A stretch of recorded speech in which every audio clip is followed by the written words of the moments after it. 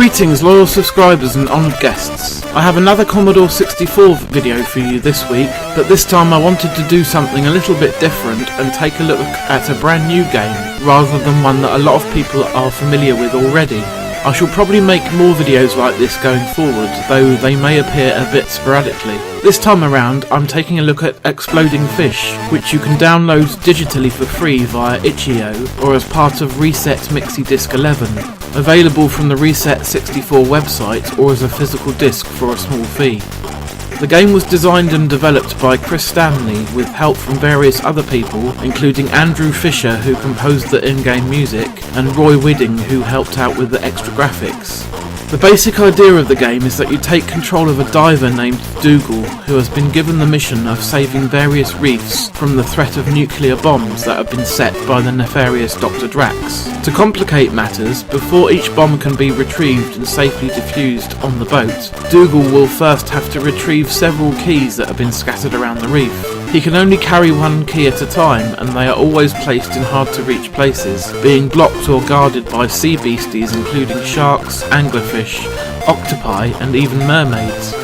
Dougal only has a certain amount of oxygen, and the timer on the bomb is constantly ticking down as well. So there is constant pressure to avoid drowning and figure out the optimal route around each of the keys so that you don't waste too much time. The various creatures will also hurt Dougal if they touch him, so care and patience should be taken to figure out their movement patterns and then slip by when it is safe to do so. Sometimes though, if you don't have much time left, it may be worth getting a little bit banged up to ensure that the bomb is delivered to the boat on time. You can also find health and oxygen pickups as well as alien artifacts that will have a random effect. Sometimes they will adversely affect your score, other times they can freeze the bomb timer for a few seconds, for example.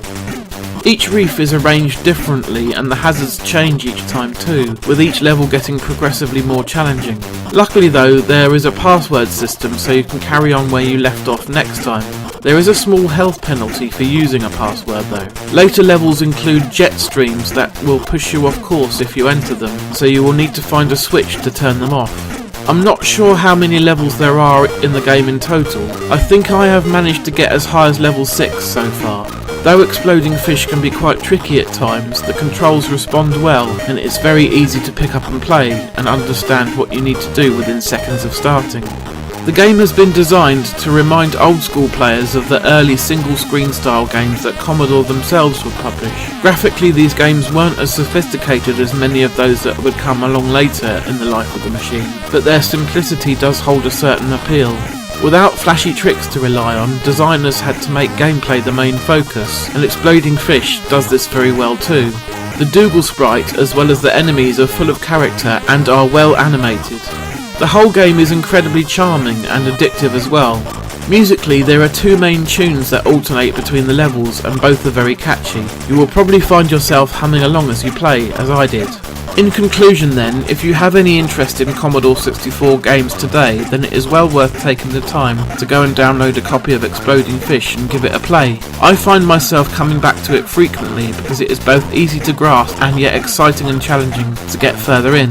If you do end up trying it for yourself and enjoying it, then please consider sending Chris Stanley a donation. That way he will be encouraged to make more great games in the future, which can only be a good thing for everybody. Thanks for watching this video. I'll be back again at the same time next week with something different. In the meantime, take care.